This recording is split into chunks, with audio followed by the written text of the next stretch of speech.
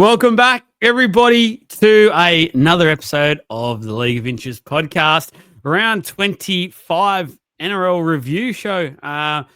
We've only got 2 weeks to go. This year, I don't know if anyone else agrees, but it has absolutely flown by. I feel like for me, it feels like it's midway through the season. We're about to just get through a bit of a post-origin come down and get going again. But we're right there where we need to be. And there was some absolute cracking games on the weekend. Some teams put on an absolute show. There's also some teams a little bit of trouble. Firstly, shout out massively to the Caxton Street Brewing Company, our major sponsor. Again, if you're around the Brisbane area, whether it's a game day, whether you're just around there with some family, friends, taking misses out for maybe a bit of a date afternoon, things like that, go ahead there, have a couple of drinks, have a bite to eat. It's a fantastic spot. We've got our meetup coming up this weekend, obviously, guys, with Retro Rugby League. Dolphins versus Titans, be then going to that game. Keen to see what the Dolphins have to do and how the Titans try and avoid this wooden spoon. So a little bit to play for in this one. One of those Queensland derbies that shout out to Jesse absolutely loves. So he'll be really keen to watch that one. But I'm keen to get down, come and have a drink with us, come say hello to both ourselves and Retro. And obviously, it's at Caxton Street Brewing Company. I'll put another post up over during the week to just remind everyone about that one. Got the boys here firing up, ready to go. There's a lot to talk about. As I said, it's been a huge weekend of rugby league. I'm going to go to Trav first. How's things, mate? How's your weekend? Very nice, mate. The weather here in Brisbane was divine. Got out and about, enjoyed the weather, and enjoyed a pretty decent round of footy over the weekend that I didn't think would be. So I thought I'd get everything out I needed to on the Friday, and then thought, I'll chill over the weekend, having a look at some of those matchups, but they were still pretty good. So, good weekend. There'll be some at the listening in the car or watching, screaming at their device right now. And I did it off air to you. I know you mentioned it. Don't go out too much, please. We need you fully fit for finals time. And we know what sort of luck you've been having when it comes to the sicknesses at the moment. So just ease into this going out and enjoying the weather. It has been very good in the Gold Coast, Brisbane area this weekend. I've been shorts and a T-shirt both days. So still in shorts and a shirt now, man. It's beautiful. Yeah, it is. Loving I just got to chuck the League of Inches hoodie on and just wrap it. It's got to finally been washed. Matty boy, how's things? Yeah, good, mate. Good. All footy. Watched some footy today. Played a bit of touch this morning. Pretty sore. So, yeah, feeling pretty good. Just an easy weekend for you by the sounds of it. Footy, mate. Let's get into it. Gold Coast Titans coach Des Hasler. Look, won't be there next year. I think that's very, very clear. I think he's getting a little bit edgy at the moment as well. Very, very interesting. Very, very mixed at the moment. I've seen a lot of comments pop up on this post that I just put up there. I didn't think it would take off the sort of way it has and generate the talking points and discussions. To be honest, I didn't think that many cared about the Gold Coast Titans this passionately. But there was a bit of heated debate post-game. Obviously, their display on the field wasn't anything crash hot. Des Hasler and a Journo. I believe the name has now been released, but I couldn't tell you off the top of my head by now. You've probably seen it in the comments somewhere. But sort of going back and forth, firstly about Dave Feeder. And if anyone doesn't know by now, he's contracted for 2026. The famous words of Des Hasler, said it about 20 times, just in case anyone did not listen probably the first 19 times. But a bit more deeper than the question started going. I think the Journo was like, I want to get something out of here. I want to make a bit of a name for myself. And kind of did that. Snap back about Des's coaching, I guess, and what he's doing there has led to a home game being majority of that being the Warriors fans, which, to be honest, guys out there, everyone knows who lives up here. Most of those games are anyway. That's nothing really new. But he sort of hinted at the fact that that's probably a fault of Desi and he's losing the Gold Coast in itself and the club, things like that. So wanted to bring it up and see what you boys think. We have touched on this, I think it was about 2 months ago or something. We started to hint towards the fact that the Titans were playing so bad and they really needed to start picking this up for the community side of things because their crowds were dwindling.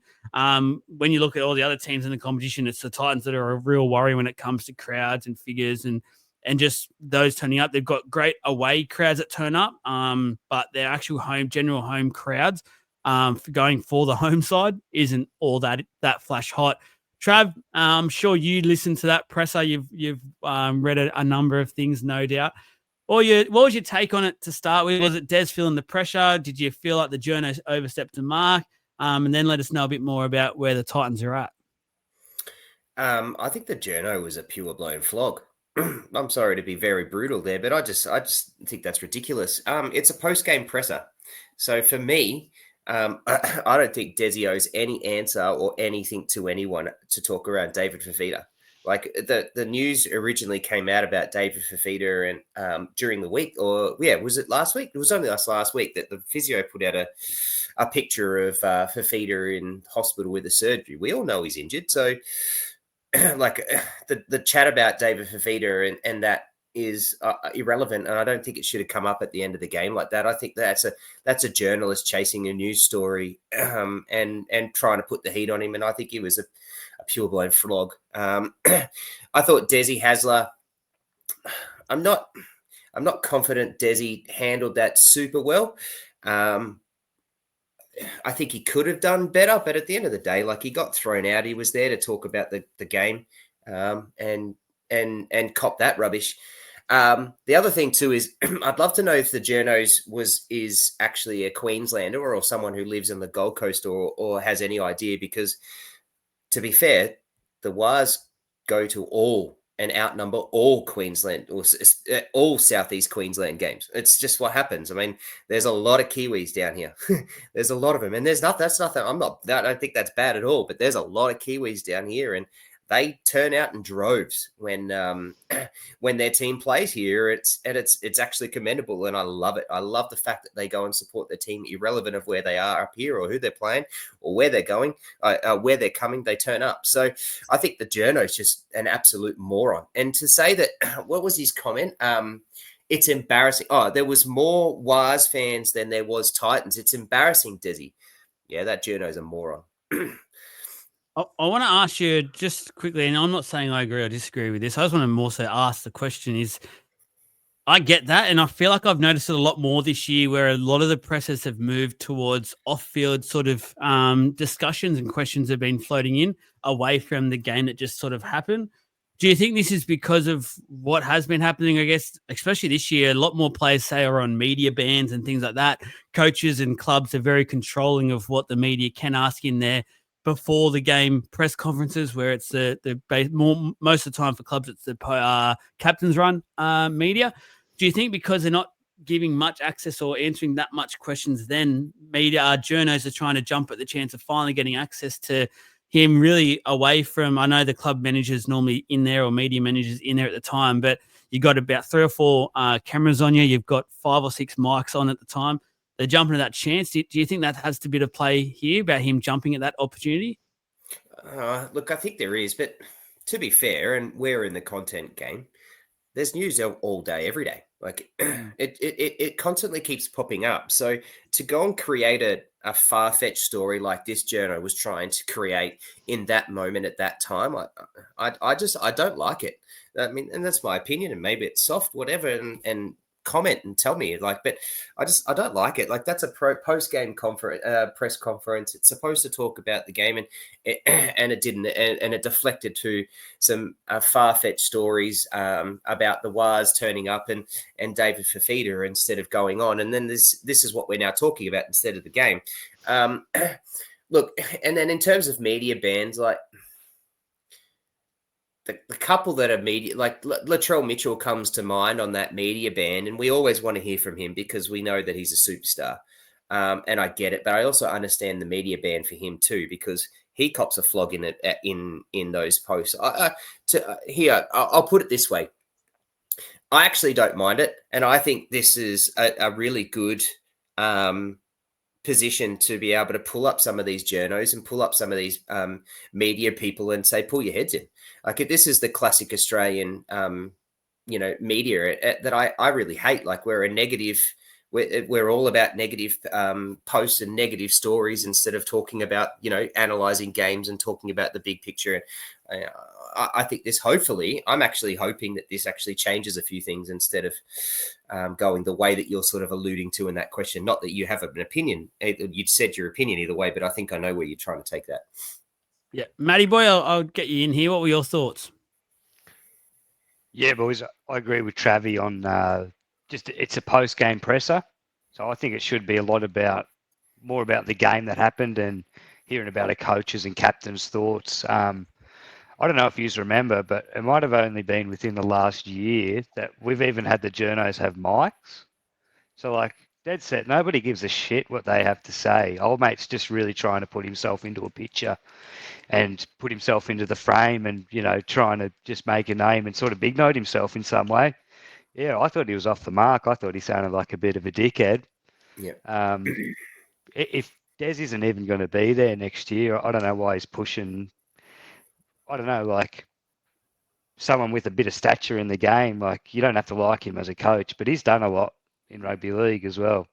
And he obviously didn't know his shit talking about crowds and when there is obviously a big demographic of Kiwis up in that area. So,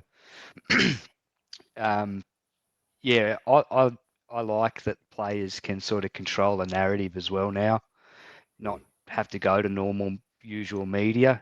There's podcasts, there's different ways that players can come out and tell it how they want instead of, getting cut up and misquoted and things that just we know happen. So, yeah, I think it's good. There's more media, and yeah, I think blokes like that. I think Desi shouldn't have even answered him. He answered him 19 times with the same thing. I reckon he should have just said, "No more from you, brother. That's enough." Yeah. Do you reckon you should have just turned around and said David Feeder's contract up to 2026 is his answer? That might have got him somewhere. So, can I just for those Titans fans that are listening, I want to touch a little bit on sort of, I feel like I'm going to put it out there and just say, let's, for instance, hypothetically say this Journo was a Titans fan and is pretty annoyed with what's happening at this club and has been annoyed for basically since they started. It hasn't really gone to plan at all, I reckon, if we're going to just call a spade a spade. I get the question is absolutely ridiculous to ask at that timing. I also can sort of get the point of the fact that they're wanting answers of a club that's just really in a disastrous state at the moment. There's no sugarcoating it. That they are looking absolutely shocking. There's a club we'll talk about soon, and everyone's bagging them in the Newcastle Knights, but the fact that you're below them and have been the whole year, I think that says a lot about the season you're having, and the success is just not there, and it just hasn't been there. Like, you're trying to build a club and a DNA of a club.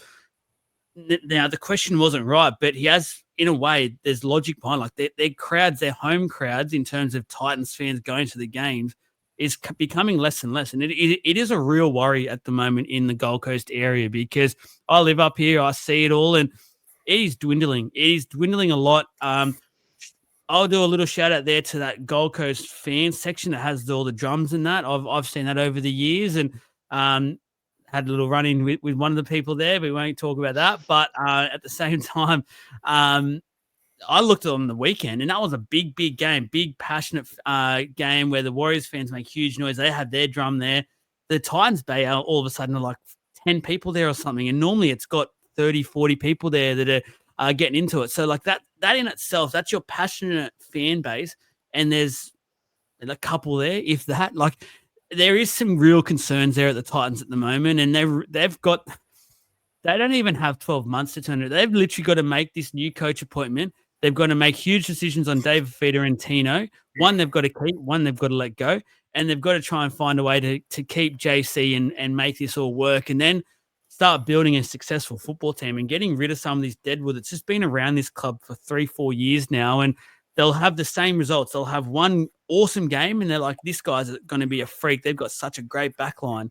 But then the next 3 or 4 games is just they're getting flogged by 40 or 50. Like, there's got to be a line in the sand with the next coach. The club's got to start to turn it around. And hypothetically, Trav, if he was a Gold Coast Titans fan, which I don't think he would have been, but I do feel the frustrations coming out, and I feel like the frustrations probably warranted. Yeah, yeah, 100%. I mean, and we've spoken about it to the nth degree for weeks now. Like, we know where it's at, and absolutely, it's warranted. JC just got offered a contract, $4.5 million is the word for 4 years. That's massive, well worth it. But he hasn't like jumped at it, which is a bit of concern for me. That he hasn't jumped at it and signed it. Like, that's a lot of money. So I think that's sitting there. But there was who said it? Was it Isaac? I think said that there's a little bit of a hesitation because he wants to see what happens with Desi and whether Desi's still there. So like, that's a problem, isn't it? Because the media, the public, the community are all talking about Desi going, and there's players sitting there saying, well, I'm only going to sign the contract. If this is actually what happened, I'm only going to sign the contract if Desi stays. That's a problem, yeah. I think they have to change. I think they need a clear out. I think they need a clear out from their entire, from management all the way through to the coach and coaches. I think they also need a massive clear out of players. I think this 650K that they just signed RCG is showing that was a massive waste of money, which we all said was the case. It wasn't hard to see. It's we're not like Confucius here, and that we're right because we said RCG wasn't a good signing. We all said that RCG was okay, like we didn't mind it, but it wasn't what they needed. They needed to spend the money elsewhere, and they spent it in the wrong spot. Like, at the moment, I'm looking at their injury list: David Fafita, Brock Gray, Jamin Jolliffe, and AKP, Khan Pereira. That's it. So essentially they've got their full list. Technically, Keeney's only returned the last 2 weeks. That's a big difference maker. But yeah, I mean, you look at that list. That list is good. Like, on paper, there's some very, very good players. Yeah. So then what does it come down to? What is it? Is it the players not turning up? Is it the coach not getting them ready? Is it the coach is it the players not wanting to play? It looks to me like it's just a bunch of players who only care about themselves, and that they've lost touch with their club and what they're doing. And yeah, I think it's a major concern. There's no club identity at the Titans. You talk about the Titans, and we can go through pretty much the entire 17 teams in the NRL, and we can touch where their culture is and what they stand for. And when it comes to the Titans, I still don't know. It feels like to me it's a place where players come for the lifestyle, and lifestyle is first. Football's fifth or sixth when it comes to things, where majority of the other clubs, it's first or second. Obviously family's first for pretty much everyone, but then you've got basically football is the next priority for a majority of those clubs. Matt, I'll get your thoughts on that one. I want to go back to the JC in 1 minute quickly, but what are your thoughts on where the Titans are at as a club? We haven't got your thoughts on this one yet. Yeah, well, just based, on their crowds, it's all based on success, so a club that's going shit gets shit crowds, and then all the fans come out of the woodwork, when they're starting to make top fours, so that's what has to happen. I think Dave Fafita probably has to go. I think they need to keep Tino, and they need some strike out wide. They need something. They need a strike centre, obviously they can't get maybe a Stags or a player like Bradman Best, not particularly those players, but just someone that has a bit of strike out on the edge. But yeah, they've got good players, but they just don't have the right mix. And they've just got to balance out their roster. I don't know how far off they really are. They need to just get rid of a few players, do a little clean out, and get in positions where they're weaker. You've centers. You've pushed me into the direction I sort of wanted to go there. JC, so it's 4.5 over 4 or something. So let's just call it a mil. It's up and down every year. We know how it all works, contracts. Let's just call it a flat out mil. Do you think this is good business moving forward to have JC, Keeney, and Brimson all tied up long term and all on good money? Like, is this a great business? I know JC is a freak, do not get me wrong, and he's been their star, but I feel like, and one of you, if you disagree, I actually just feel like it's starting to get towards it's almost a desperate play by a desperate club, and they're not actually sitting down and looking at the bigger picture here about what they really do need. Because if I'm going to go out there and say it, and you guys feel free to disagree, they need a controlling player there, and I don't see JC as that controlling playmaker that they really, really need. They've got no foreign next year. He is retiring, and that's going to leave a humongous hole at that club. I think so many people out there are underestimating just what foreign does for that team in terms of his leadership and direction and things like that. And they haven't replaced that at all. And three really attacking freaks. Let's not get that wrong. When they're on, and they're three of the most dangerous players in the competition, but if you have no one there steering it around, there's no point having that, because we've seen time and time again, like next year when it all starts the year, Keeney's fresh, he's your fullback. JC is probably going to be playing 5'8". Does that mean Brimson goes back to centre, which we've seen in the past doesn't work? And if he's on big money, it just seems like the salary cap's still a little bit all over the shop. Yeah, it is. I reckon they should just make a tough call and get rid of Brimson. As hard as that may seem, Brimson's a good player, and he could be, and he's a great player. He just doesn't fit at the Gold Coast, unless someone else is suggesting maybe he takes 5'8", and maybe Campbell doesn't fit. But I tend to like how Campbell plays. I like his skill set. I think, given the right balance for a team, I think that a player like Campbell could really thrive. But yeah, they need a, as you're saying, foreign's a massive loss. They need someone that can come in and just control the team. I don't know who that would be. Like Fogarty was off the market this year. That would have been a really good get. He's obviously, maybe he wouldn't go back there. He just come from Gold Coast actually, but yeah, they need someone that can control Manly to go back to the Titans. That'd be a story in itself. it. You know what would also work with if they did go like a Campbell Brimson route? If they had like a Harry Grant at hooker, they need a controlling hooker, but they don't have that either. Like that's where it sort of makes it a bit harder to decide to go to just almost all out attacking players who are great ball running players. So yeah, it's very much a tough one that I just don't know what the answer is to. Do you have anything to add to that bit, Trav? There's no one there. Like there's a dude they let go to the Warriors who played pretty well on the weekend, who's I mean, doesn't have a great reputation, isn't a superstar, but can run a team pretty well, and has shown that he can run a team pretty well. But he's playing for the opposition on the weekend. If you don't know who that is, that's Tanner Boyd. But like there's not a lot on the market. Geez, DCE would do all right. Like for 1 year, just 1 year, he would have done all right. Just that experience, but obviously that's not going to happen. Like we're clutching at straws and trying to make a story here, but there's no one really available. You are correct around if you were going to keep Brimson. I don't like Brimson and JC at 5'8" and halfback. I don't like that at all, even if you were to have a really good hooker. And then you've got Keeney at fullback. I just don't like that combination. So to me, and as you said, Brimson's 26. He's played most of the year. He's played pretty well for most of the year. There's value around Brimson. Blake Brayley would be worth a good punt. He'd do a really good job. He'd steer that ship really well. And he's off contract 20 at the end of next year, is he? I think. Yep. That's why there's talk around Perth Bears. Like there's a hookering option for you, but yeah, there's not a lot of halfbacks out there. You're gonna have to probably go and try and find someone young, like really young, and steal them out of the market and then just give them the go. Yeah. You mentioned DCE. Shout out to both him and obviously Ben Hunt. 350 appearances over the weekend.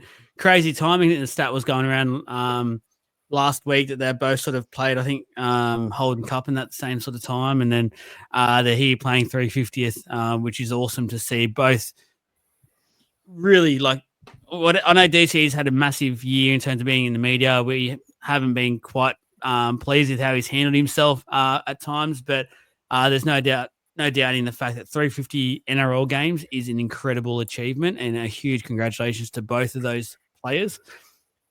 It actually, it meant the Manly Seagulls clearly had a lot to play for. And it's I was watching that. And if I was a Manly fan, I'm very interested. I would love him to comment and let us know how they were thinking. Because we've even got a few Manly fans in some of our chats and that. And it was pretty quiet. It was sort of like a frustration a cloud was going over Manly, is to sort of say, we've been here for 2 or 3 weeks now where we've needed this performance and it's been nowhere to be seen. Like, why is it now we're versing a side that sort of had the gas pulled out of him, and it's taken a DCE 350 performance where, side note, him and Turbo apparently are getting on now. The media have pushed that all year, but they couldn't stop getting around each other, which was pretty crazy to see, getting photos at the end and everything. But I don't know, Matt, if I was a Manly fan, I would have been very frustrated watching this because it was a great performance. Tommy back at fullback was going great guns, but they needed to put this on, or even not even the points wise, but just show up and show they wanted to play football the last 2 weeks for their season, and it was nowhere to be seen. Yeah, they've had glimpses this year. Like even maybe it was 3-4 weeks ago against Canberra, they started off really strong in that game. And they're the ladder leaders. It was in Canberra. I think it was a Friday 6 o'clock game. But I mentioned it when we were reviewing that game, doing the kick play off the scrum, which we've seen them do on Saturday afternoon. It's a great play. They've got such fast backs. Their back line is so good. As I was saying maybe last week with all of us, it's their forward pack is just absolutely, it's in shambles. Obviously, they've got injuries, but they need some work. Manly letting go players like Weeks, Humphreys, Fainu brothers is just looks so bad now. Like, they let them go all last year, and then now look at that, they're all killing it at their clubs. And just for, to say that their roster, in my opinion, is sort of shot. If you were to take any one of their superstars, but you had to trade one of yours in for theirs, is there one player on Manly that you would actually want to take? Like, would you trade Trav Pappenhausen for Turbo? Or, just for instance? No, no. There's not one But there is. superstar there. There is one I would take. We're talking household names. Cooler, Hey. yeah. I would argue he's not technically a superstar. I think he's a great player. He's not. He's not who I would take. Okay. Who is it? Don't leave us in suspense. Yeah, I would take Ola Kawatu. I would trade him as Sean Bloor and put an Ola Kawatu type, and then I'd swap his edge. Wow. Yeah, I think Ola Kawatu is probably one of the shining lights there. He's injured at the moment, isn't he? Yep.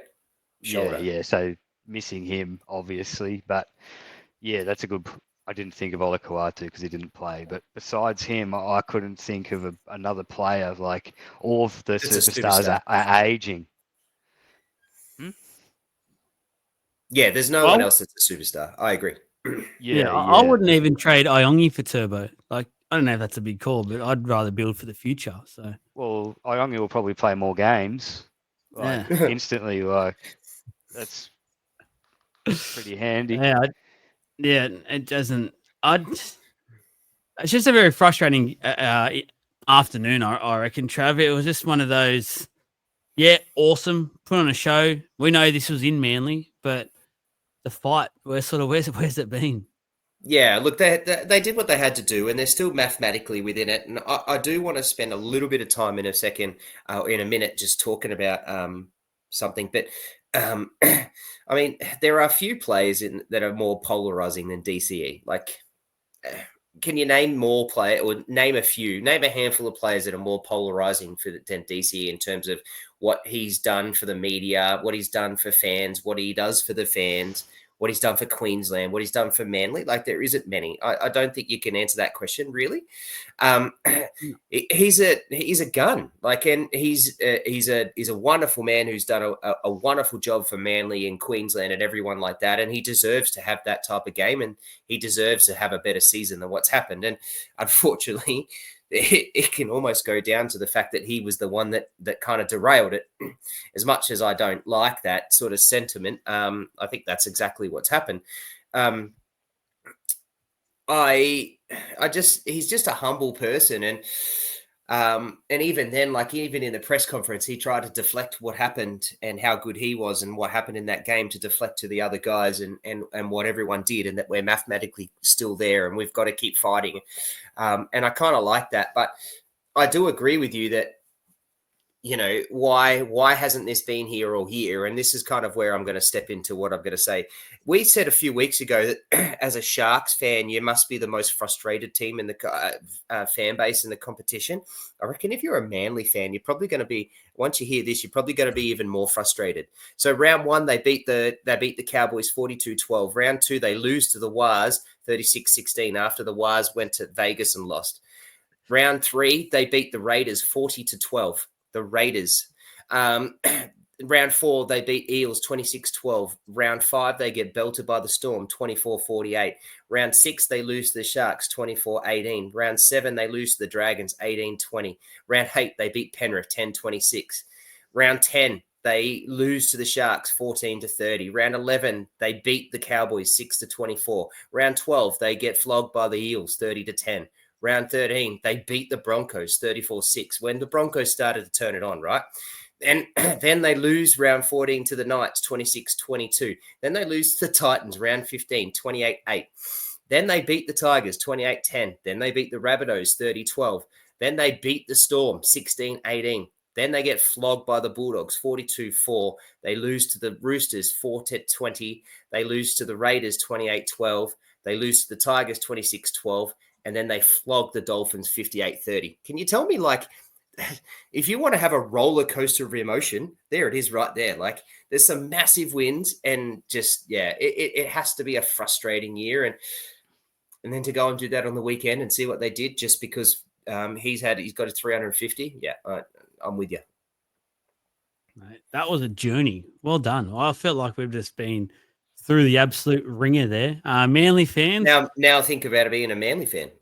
I was about to say, Manly fans, I love beating you, but tell you what, there's a small part of me that actually feels for you. But hey, you're still above us, and you're fighting for a top 8 berth. Which, to be fair, they probably went into that even afterwards, if even winning that, thinking, Roosters probably win on the last night, and we're still 2 wins away from the top 8. So it felt like it was more of a nothing game. They threw the ball around. They started to play a bit more attacking. Yeah, Paris threw a spanner in the works. Yeah, Paris definitely thrown a spanner in the works. Shout out to the boys. Good to see finally when it just means nothing to us. But hey, that's fine. That's a different story in itself. Talking about when things don't really mean much to you, the Newcastle Knights.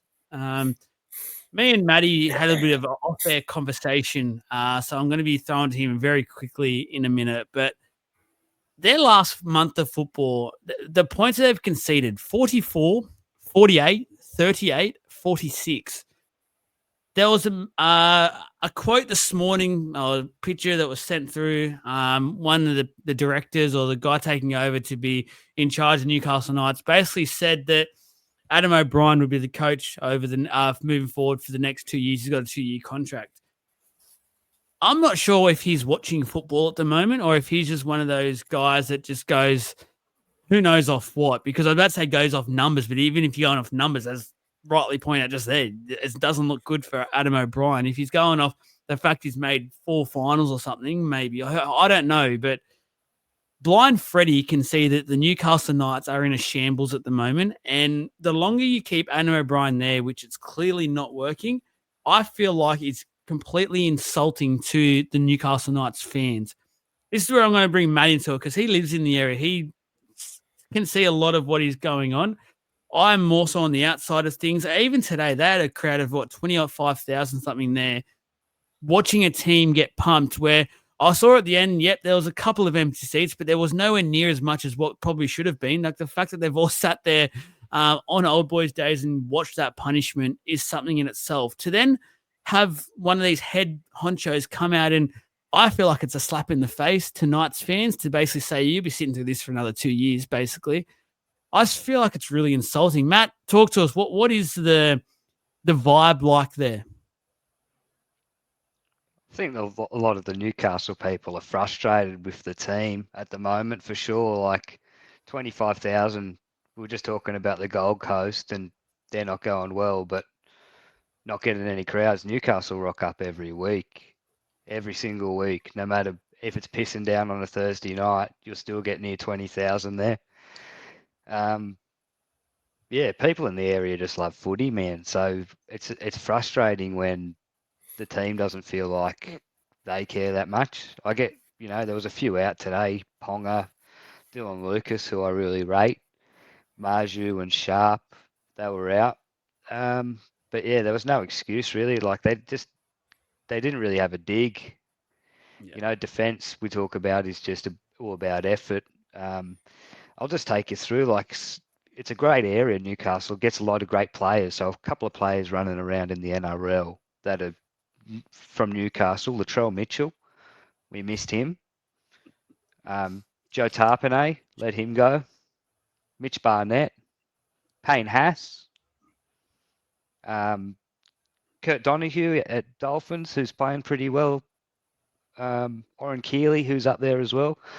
Good players in the catchment that they just like talent scouts aren't seeing. I don't know what the deal is there, but you're talking about Peter Parr, I think, who's the head of football, I think. Is that who you're talking about, Joel? Peter Parr? At Yes, Newcastle? I believe it was who made the. I might Yeah. be bit I think fuzzy. it is him. So I Easy think he's day. been around. I think he's been at Melbourne. I think he's done some work at Melbourne before, Trav. He's actually a Cowboys. Newcastle Cowboys, was it? I was going to say the Yeah. Cowboys. Okay, yeah. Well, he's actually a Newcastle local. So he's from the area. He's actually expanded the catchment for the local juniors and trying to pick up players from the area. So he's gone out, expanded all the way up to Port Macquarie. So he's making moves. We'll see what happens, but it's not good enough for a place that has this much talent. And you've mentioned something there that springs to my mind straight away because I've spoken to a few of the Knights fans and over the years, and there's one thing that they pride themselves on watching, and they expect it's an expectation from this team every week. Yes, you may have some injuries and things like that, but whoever goes into that site, it's effort. You show that this jersey means something to you, and the fact that it does feel like over the last couple of weeks that's probably been questionable for a number of players out there. That would be hurting a lot. And the fact that they're still turning up, I know it's the last game of the season for them on just today, their last home game, but it would be really hurting this town. And Trav, it just makes me go back to like hearing those comments and that surely he's taking the piss. Adam O'Brien's job must be under pressure, extreme pressure. There has to be, yeah. Like there has to be. Like if you can't, there's all sorts of talk around your marquee player wanting to leave. Like that's been a shambles the way that they've handled the Ponga stuff. And I think that comes down to the coaching as well. You talk about defense, 44, 48, 38, 46. How about how many points they've put on? 12, 4, 12, 18. Like in that matchup, like it's a disgrace. And then I'll give you here's a surprising stat that I saw today that I was shocked by. 312 points for. Have a guess just off the top of your head where you think the next team is and who that might be. Well, I'm going to say the next team is about 480 or something. I reckon there's a big gap. No, there is a decent gap. Matty? Say 400. Yeah, it's the Eels at 410. So it's 98 more points. Where that shit. Boys, pick it up. But it's 312 points for. The next one is 410. So with 2 weeks to go, that's all they've scored. They've got a point differential, which is the worst in the competition at 220. I just to put it out there, like, and this is far fetched, but I'm just going to do it anyways. The Storm have a point differential of 258. The Storm have only allowed 389 points against. So they haven't even scored as many as the best defense in the competition. It's just a disgrace, man. Like it's so bad. It's bad on all fronts. And look, they've copped injuries. Matty, you were right. You've said it really well. They've got all types of injuries. But at one point in this year, there was players that, for instance, and this is not a super coach chat, but it sort of fits. We were trying to don't captain a guy against the Knights. Don't pick the team. Don't wait another week and not pick this guy against the Knights because their defense is pretty bloody good. At one point, it was like top 3, but that defense is now atrocious and their offense is even worse. Dylan Lucas, Greg Marju, Kalen Ponga, Fletcher Sharp, as you said, those 4 are freaks. But, it's, as you said, Joel, like, Newcastle fans have an expectation that at least we're going to turn up, and if we lose, we lose, but we want to see us lose with better heart. And I'm not seeing that and haven't seen it for a long time. 5'8" running around today that was playing second fiddle to Luke Brooks only a matter of weeks ago. So that's sort of where Newcastle are at. Jacob Arthur. Yeah. So that in itself has shocked me. That decision is I don't know where it came from. What's going on? Weird. It's weird. Oh, Knights fans, look, shout out to the Knighted. He's a friend of our show, a great dude, but he's hurting, and I've seen a few of his podcasts over the last few weeks. I watch it for like 5 minutes because I just can't watch his pain. It hurts me, and yeah, it's just I feel for you Knights fans because I know how passionate you guys are. You're genuine rugby league people. And like I said from the start, and I'll finish it off by just saying, I think those sorts of comments are just really a slap in the face to you guys out there. And I'm just shocked that I think you guys as fans, the respect that the rugby league world has for you, make some more noise about it. If you're not happy where the club is at the moment, start making a lot more noise. And because I guarantee you guys make the noise, you don't turn up, things like that, and you don't buy the merch, stuff like that. The club hands will be forced. They will have to make a change. And I think from everyone outside looking in that's not in that bubble can see that it isn't working. And I'll keep saying this year, it's been one of my big things I've said. If it's not working, it doesn't look like it's going to work. Don't just hold on to it and see if it works. Change it. Get on the front foot. Change it. Can I jump in quickly? This conversation around that Adam O'Brien's worth $2 million obviously is clearly what the club is showing what's more important, right? Is that we've spent all this money and all this silly money on player salary. So therefore I need to try and save some money here. And I'm going to do it on my coach who has got you the worst defense and the worst offense in the competition right now. And has for a very long time. And this, I asked the question just before around with the Titans, is it the players? Is it the players not playing for the coach? Is it the coach's tactics or whatever? And there's lots of questions around Desi, but here I can genuinely say from what I've watched of the Knights, I actually think that the Knights are playing the way the bloody coach tells them to play and what they practice, because that's what I'm confident, 99.9% sure that this is Adam O'Brien technique. This is Adam O'Brien's game plan. The players are playing the way that he wants them to play, and it's not working. And they've been sussed out, and they look shithouse. Yeah. And I'll go back to a month and a half ago, 2 months, where O'Brien insulted arguably the most passionate fan base in the competition in that press conference. I just felt like there was no coming back from that. That was where the rope was cut. You cannot sew that back together. It's just not working. But Matt, just quickly, you might know about this. Their club, like in terms of NRL, they're one of the more wealthy clubs, aren't they? Like they've got a really good leagues club in that. Yeah, so they joined with Wests not too long ago, like maybe within the last 2 years, but it could have even been more recent than that. So yeah, they linked up with Wests, and they've got some big clubs around Newcastle, very profitable. Yes. 2 million's nothing to them. No, it's not. They just need to fix their pathways, Newcastle, for there to be a strong club. Like same as what Penrith have done. They've got their academy set. They've got juniors coming in. It's just a crop. Newcastle could be that. There's enough players out here to bring real quality into the NRL. So they really need to get their pathways. So I hope they do it. Yeah. Friday night, the Friday night delight, I'm calling it. It was billed as just the best Friday night of rugby league that we can probably remember. And goodness me, it lived up to it. Like there's a lot of times where this sort of stuff, you get so pumped for it, and then it sort of just feels like it's really deflating. And you just at the end, you're like, oh man, I should have just planned something else. It would have been much easier. I should have half watched it, things like that. No, I'm so glad I was glued to the seat. So glad my eyes were glued because absolutely lived up to it, both games. Just want to quickly talk about both games for a second, and then we'll go into my question for you guys that I had, because I think they're both worth just having a little discussion on. Trav, just firstly, that first game, that Canberra-Penrith game, that finish, Penrith 2 weeks in a row losing to a try and Golden Point, I think is unheard of. I don't think that's happened to a team ever. That's crushing in itself. Nathan Cleary's field goal hitting the post just to rub it in was just something else. But that finish, potentially one of the best finishes I've ever seen of a rugby league game. But the game in itself, I felt like Penrith started really, really well. They were clinical. They were so professional. But the Raiders showed like really people need to start respecting what this Raiders team's about because they hung on, and then they sort of went in that towards that back end of the first half into the second half and goes, all right, it's our turn now. Let's go. Let's start to ramp this up. And Penrith, you can follow us and see if you can keep up. It was almost grand final like this game, how the atmosphere, the way it transpired. What were your thoughts on this one? My thoughts were, what a game. I looked at that. I actually thought Penrith, once they got that third try, Liam Martin gets that try at the 42nd mark, just after halftime.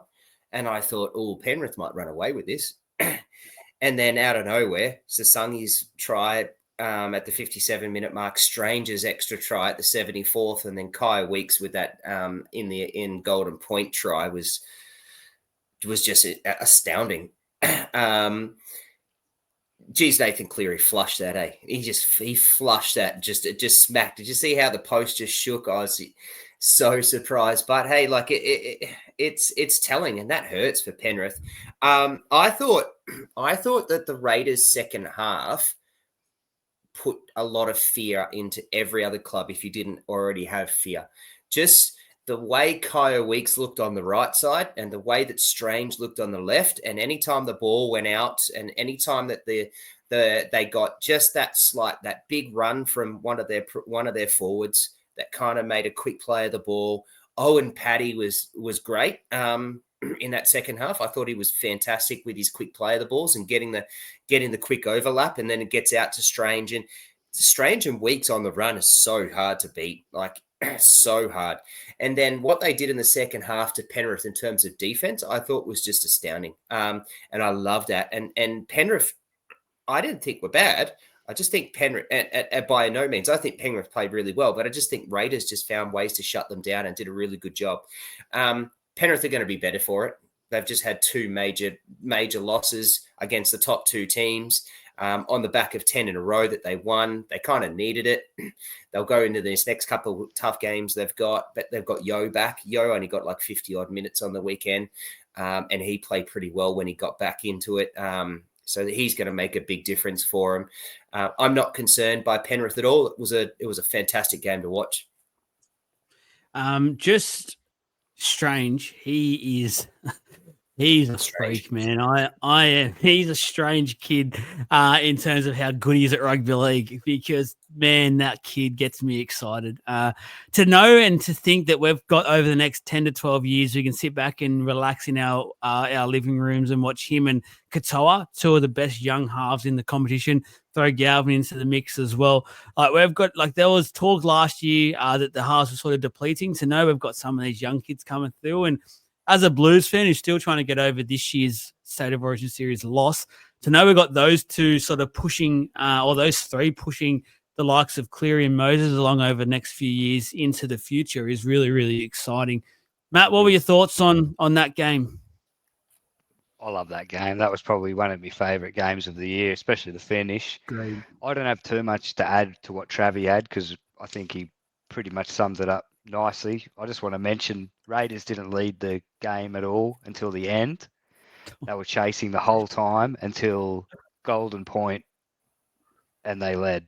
And just the change. So I think it was maybe 60 minutes in or so, Ricky Stewart brought in Tarpanay and Papali'i together. Yeah. And that was the defensive change you're mentioning. When those two blokes came in, that was the swing in the game. Raiders looked totally different. Line speed, Papali'i's energy. I think he led a kick chase straight down Papali'i. Yeah. Like, he was going to be retiring or going to Super League at the end of the year. He's leading kick chases, the big fella. He's back. He's coming back one more year. He's coming back. Yeah. Wolf of Yeah, Wall but we were Street. just talking about that. And look at him, he's found another gear, the big man. It's good to see. Yeah. And I've said all along, and this is why I've continued to say the Raiders are the ones not to sleep on in the finals, is their forward pack's the best in the competition. Like, all around, it's very clearly the best. And you just mentioned, like, all it took them was 20 minutes of domination. Imagine them doing that and getting it right for their first stint as well, which they'll more than likely do in the finals, because it's finals. Everyone goes up those couple of gears. Like, that's scary, like that. And they've still got Matty Nicholson to come back, who was sensational when he was fully fit into that side, which is just next level. I can't wait to watch the Raiders. Hey, I just wanted to touch on Strange. I think Strange is going to change the 5'8" position. He's going to make that like the body that he has for a 5'8" is just ludicrous. He is. When I looked at him in the post game interview, he is just a massive ball of muscle. He is huge, and then to be that quick, have that good agility, and then the skill on top of it. Like he's a runner. Like his first go is run, right? And that comes from his obviously his edge preference and where he's grown up and done. But he's a runner first and foremost. But geez, the man can pass the ball. Like he's got some skills on him. Like, oh man, he's a freak. He's going to change that 5'8" position for sure moving forward. I've always liked the big 5'8", like going back to Trent Barrett or even for Para, Fleety Mateo when they'd whack him in there, Joel. I like that big style, silky hands still, but just a big body that's actually a running threat is such a, it's a variable that opens up the edges so nice as well. That But none of them were as athletic as Ethan Strange is. Like he's a freak. No, for sure. No, I'm just the big body, but yeah, he's going to take it to that next level for sure. Yeah. He'll be one of those guys that all the junior programs will be trying to chase. They're going to find a guy because he's going to change that. He'd be game to train him. Him entering this final series now, full blown confidence is scary for opposition teams. They should be. If you're defending him on that edge, you are going into that round shitting yourself. That's for sure. Matty, I'll let you go first on the next game. Since Trav left you with not much to say on that time, even though it is his team, he'll just have to sit there and boil on what he has to say. The Storm versus Doggies. I'll be honest here and say I gave the Dogs no chance at all. They actually impressed me in this game somewhat. There is still a couple of question marks which we've spoken about in the past. I'm not going to go back to it, but it is what it is. But just to stay in that contest, look, I think Trav will be the first to say I don't think Storm were at their absolute ultimate in this game, which is probably a frustration still for Storm fans, but they're getting it done and they're not playing at their 100% level yet, which is impressive in itself. Shout out to a couple of their forwards. I think Stefano again had one of those games where he's come back from Origin. And yeah, I know he didn't get picked in that game 3 and things like that. And it was a bit of a demotion for him. But goodness me, he's sort of on a treadmill going forward this time, not a treadmill making him go backwards. So he's been sensational. And like I said, the Dogs hung in there. I think they did enough to give their fans some confidence heading into the finals. But I really want to see Crichton get a lot more attacking football. I think he had some moments there and he just sort of didn't get enough. What were your thoughts on that game? Yeah, I liked the game. Storm aren't playing their best because, they've still got Hughes to still come back into the team, which is a big piece still to come back. They're halfback. Tui got knocked out. So, the forwards had to play some extra minutes. But yeah, I thought Dogs did better than I thought they would, but they still, that is the sort of the issue, I guess. They're not scoring enough. Coates is a gun. We know that as well. Melbourne just did what I expected them to do. I wasn't that shocked by what I saw. It was like a finals type game, so low scoring. I think Melbourne were happy to play like that, just happy to keep the scores low. And I think they pretty much just controlled everything. I don't think the Dogs worry them in the finals.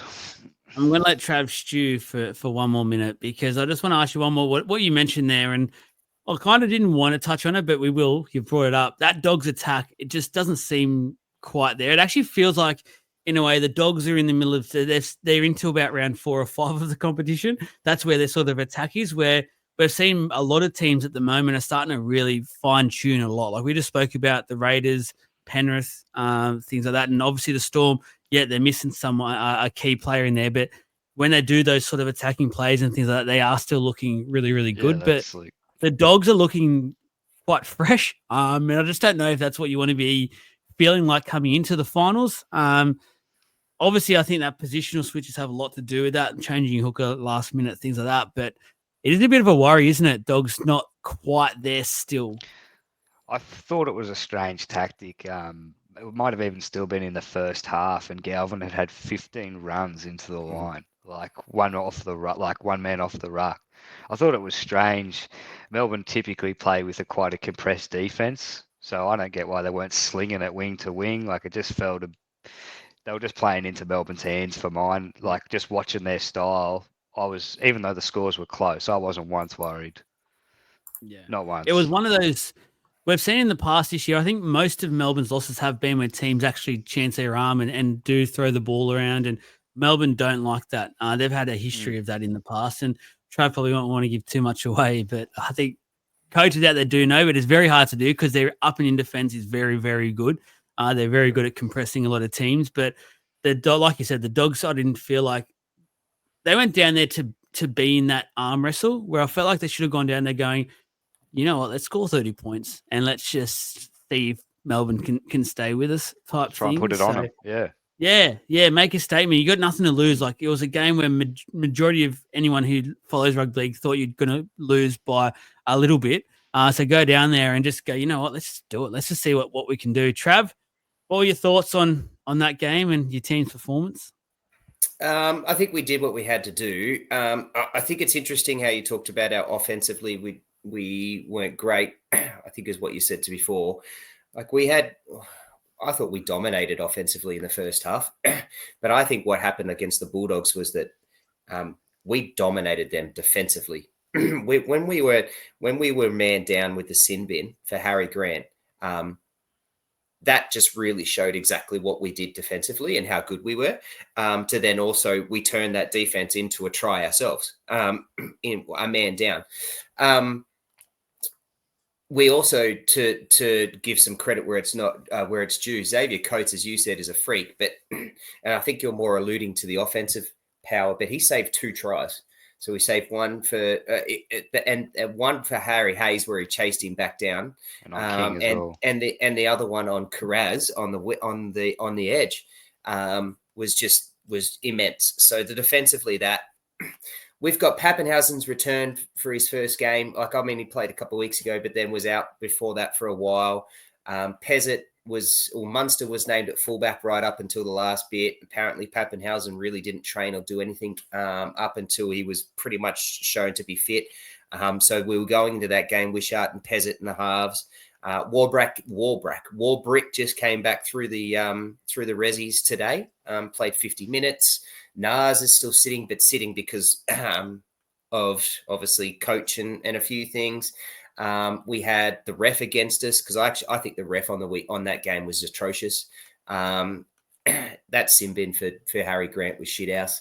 The fact that Stephen Crichton was only given a report and then nothing came up in the report for the face rip was ridiculous. The Nick Meaney tap on the head for Burton, which turned the penalty around.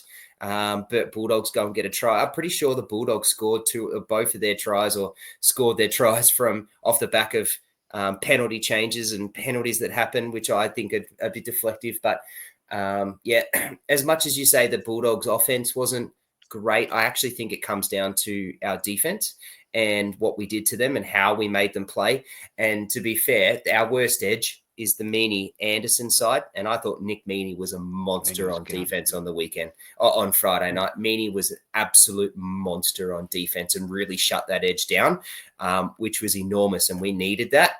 And that's why, like, I think you guys make the point, you know, the Bulldogs tried to get it sideways. We just defensively, we shut those down really well. And they just couldn't get through us. I would argue they didn't try and go through enough. The fact that Galvin's taken 15 runs off the ruck sort of indicates they're not standing deep enough and actually slinging it how they should. Take it when a player takes it one off the ruck and goes into the middle of the field, they're settling it. So now the Storm get to just count both sides and it's perfect and it's slowed down. They need to go from one wing and zip it straight to the other against Melbourne. That's how you play against them. They did not do that once. Matty, I'm going to ask you before I poke the bear. The Harry Grant sin bin, fair or unfair? Just talk me through it again. I watched the game.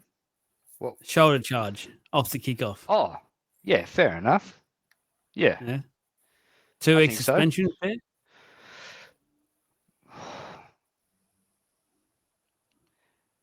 It was You're right. it We've was got all the time in forceful. the It world. was forceful. Yeah, I'd say yes. Yeah, it was forceful. I reckon that was a hard shot. I want to know, Trav, what are you thinking was a bit rubbish about it? It's a penalty at best. Consistency is the issue for me. These sorts of things have happened many times and have had limited reports and limited things. If there was consistency over the year for that type of tackle that has happened, then I would be okay with the sin bin, but it hasn't. So the consistency across, like, I'm going to go straight back to Stephen Crichton a few weeks ago, which we copped a shitload of comments for Joel, that he led with the shoulder and smacked the hell out of Taylor May. Okay, Taylor May went down. It was wet, all sorts of things, right? This was a different one. Like, this was a shoulder charge. He didn't wrap, blah, blah, blah, blah. It's more of a brace. It was more of a brace. It wasn't really like Harry Grant went in to lead with his shoulder. It just worked out. He didn't do it well. I think it was a penalty, definitely. 2 weeks is far-fetched, and the sin bin, I think, is too much for considering there was a few other things that could have happened that could have been done. But, yeah, for me, it's literally just consistency. If these things haven't happened over the past and have been called better and players have been suspended and all sorts of things over the past, I'd be okay with it, but I'm not because of that. I kind of feel like we're getting ourselves into a dangerous territory there, though. If we got one wrong, we then continue to officiate and do it incorrectly. Like, I'm actually with Maddie on this one. I actually think it was fair. I think the 2 weeks is fair enough because it was no attempt to wrap the arm, which is what he got done for. It was just it felt like it was a shoulder charge where Grant just had a moment of just a bit of a lapse. It was just one of those, I don't actually know what he was doing because it wasn't even like a lot of those times we see that it's like a 3-man tackle and one of their players like will get their arm caught on their teammate and that's where the direct sort of shoulder contact comes. But Grant was there sort of on the outside and just smacked him with the shoulder. Yeah, I feel like it's probably fair. Yeah, I didn't like the head padding one, how the penalty got reversed there. I thought if we're talking about consistency, that I don't think we've seen that once this year. I don't remember seeing that. How often does players go in after a penalty or a dude gets dragged across the line, gets dragged out and they go and rub it in and all that sort of stuff? And there ain't no penalties reversed because of it. I'm with you there on that one. And then his comment, sorry, Maddie, and then the comment was, if you didn't do that, Kickar wouldn't have done what he did. Well, hang on a second. because you did what you did gives the right to the other person to do what he did? Like, no, that's ridiculous. That was a stupid comment. Yeah, it was heat of the moment. He's got that wrong. But just on the Grant one, like if we're talking about consistencies, I sort of liken it to, say, when wingers are going in for the corner tries and we see the fullbacks running across, and often they won't wrap. They will often use, their shoulders. And often we're getting penalties or penalty tries or whatever. I don't know if they're getting, well, they're not hitting the head like Grant did, I suppose, as well. But yeah, the NRL do want players to wrap. So he didn't do it. If you're going to sin bin that and give Grant 2 weeks, let's go back a few weeks ago to Whiten, who just got 4. And now that looks even stupider. Like this whole thing it's consistency, and there's some serious issues with that, and that's my problem. There's no consistency. I will I agree think with Whiten was loading. Yeah, that's I think he got it 4 because he had loading. You can be unhappy with the consistency, but then the act is still what it was too. I think we have to agree what the act was, whether it's consistent or not. It's a punishable act. So, yeah, I feel that's probably the fair point. There is the fact that it's warranted, but obviously, no one's arguing here the inconsistency. We all know the NRL's inconsistent. They're so good at being inconsistent. It's not funny. It's their top skill if they write in their resume. But unfortunately, that's the game that we are in, and that's what talking about rules that absolutely do my head in now. And to finish up, I'm actually over these 6 agains that we're doing. That the players hear the buzz, the bell, whatever they hear, the referee call out 6 to go, and you just watch him in the ruck just literally fall asleep on this guy. Give their defense all the time in the world to get set. The attacking team loses all kind of advantage that they possibly had for that upcoming play. It just goes back to a sort of a stalemate that the opposition basically rewards themselves for doing the wrong thing, doing an illegal play when it comes to rugby league. I don't know what the referee are doing. They're letting this happen. Sin bin them. It's a professional foul, in my opinion. We want it out of the game. The 60 go is apparently supposed to encourage high flow attacking rugby league. We're not getting that. We're getting teams just go, yep, you know what? Let's just lay on him. We won't get much else. It's all good. We're just giving away the 60 go anyway. So get set, everyone. Give us a shout out. Give us a holler when you're all set, and then I'll make my way off him. I just think there's little things like this in the game that is so clear and so wrong that the fact that the NRL just allows it to happen continually pisses me the hell off. Like, it just really gets to me, Matt. Yeah, well, it comes in waves too. Like, this has been since the 6 again rule.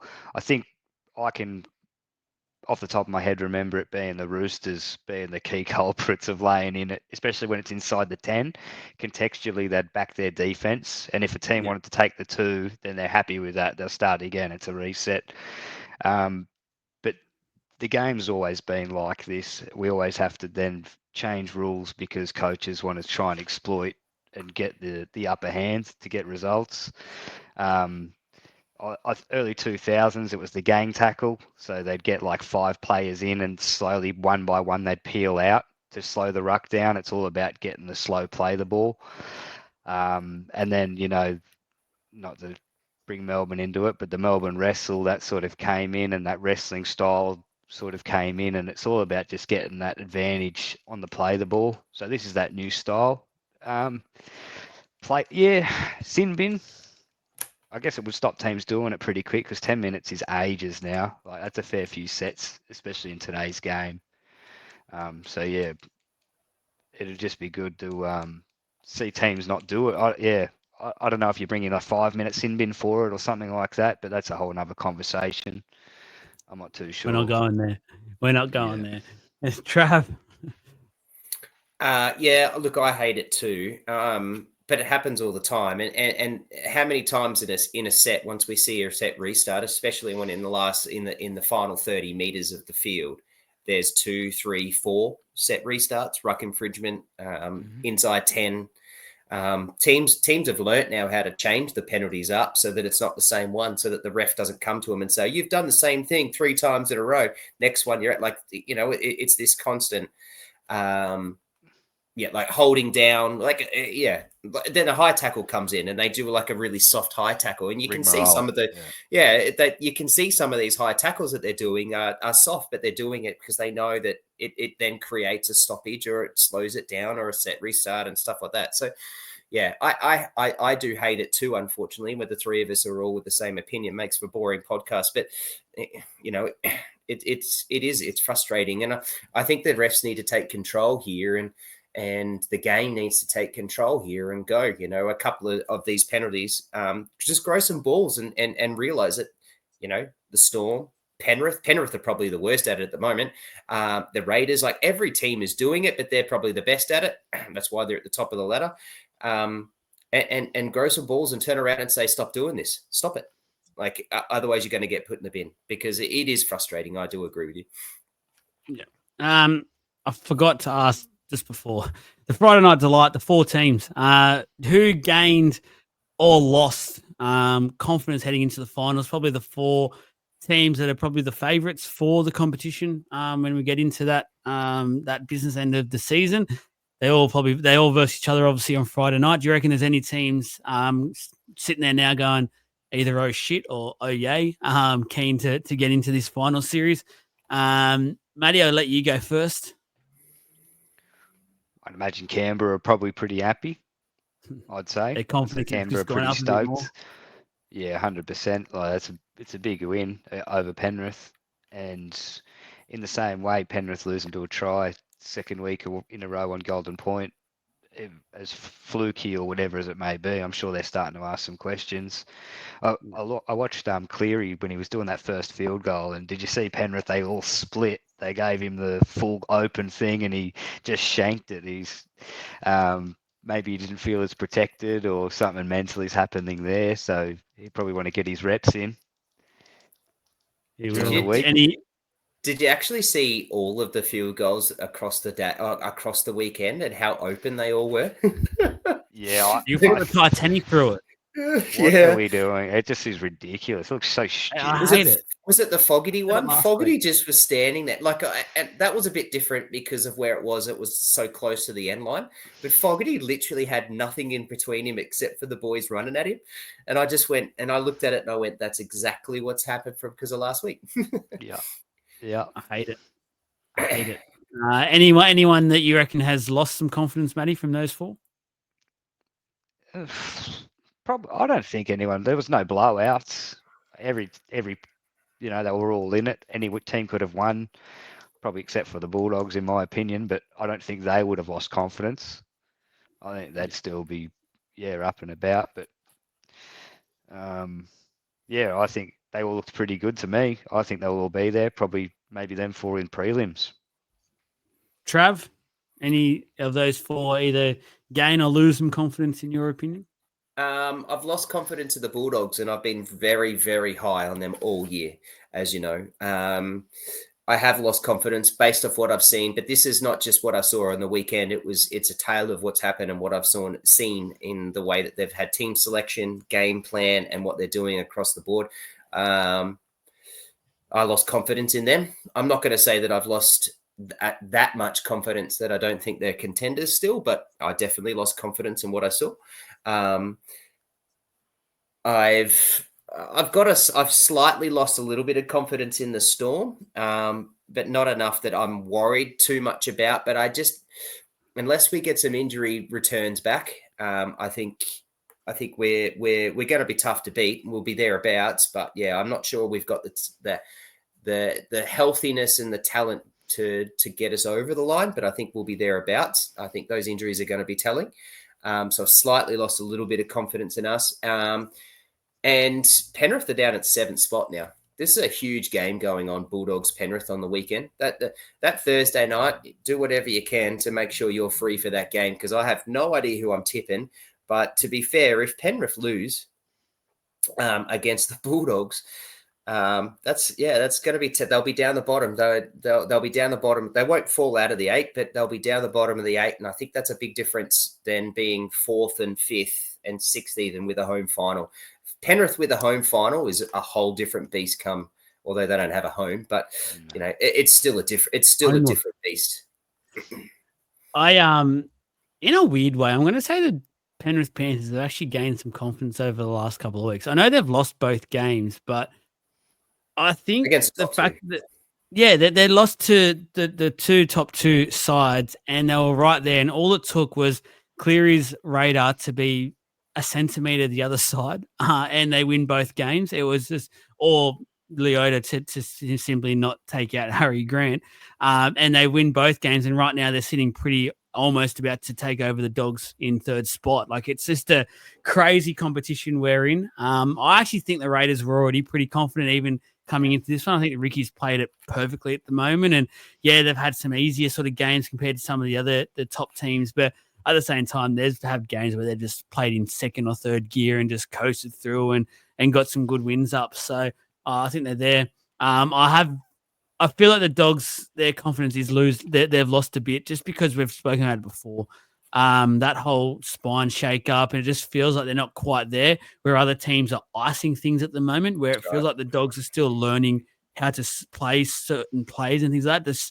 For mine, that's just a completely different way to be playing at the moment. It doesn't really sit well with me. So that's it there. And I think Chad's trying to play it well. I definitely think the Storm are right up there still. And I think they lose or gain anything right there. I think they just sit there going, we're the Storm. We are who we are. So good luck in final series stopping us. So I reckon Bellamy's pretty pleased right now. He's where his boys are at. So it's a big game. But that's it from us. Thank you very much to Matt. Thank you very much to Trav.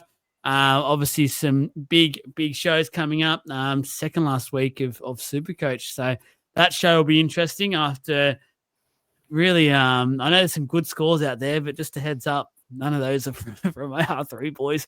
That's for sure. So it could be a bit of a somber mood in the Wednesday show. No, but if they listen to us and take on board the some of the content we've been putting out, you're going to be doing really well. So listen to us, just don't follow us.